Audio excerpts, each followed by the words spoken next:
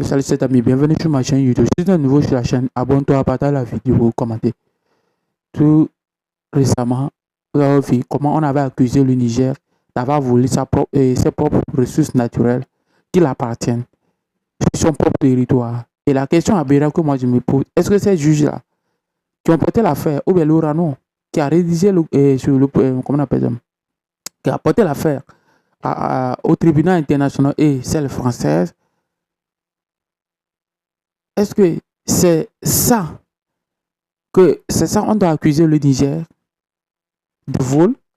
Le terme n'est pas approprié pour moi parce que d'abord, je vais faire une analyse simple.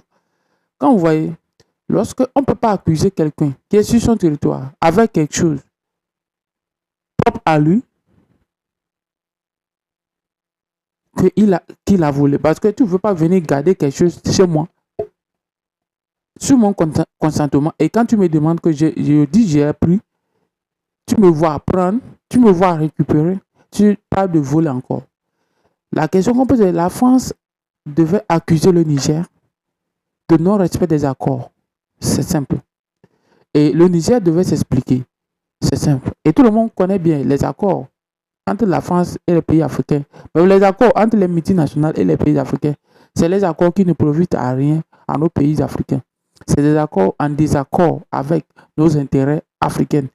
Et ça fait qu'aujourd'hui, les pays de l'AES l'ont compris. Ils ont bien compris que pour pouvoir arriver à un intérêt propre pour leur pays, pour leur peuple, alors il faudra renouveler tous les accords anciens. Alors que Orano, le problème d'Orano, l'Orano détenait avait beaucoup de jugements.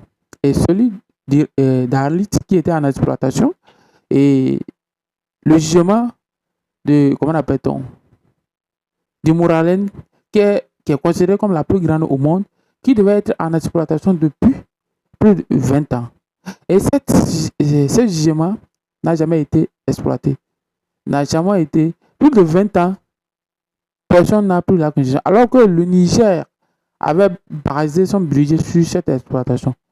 Et aujourd'hui, ça fait que le Niger a repris, a confisqué cet acte qui est tombé dans une propriété nationale. Parce que c'est comme ça, lorsque vous signez un contrat avec un pays, et à un moment donné, si l'entreprise, si vous ne respectez les contrats, ça retombe dans une propriété nationale pour l'État et l'État confisque tout.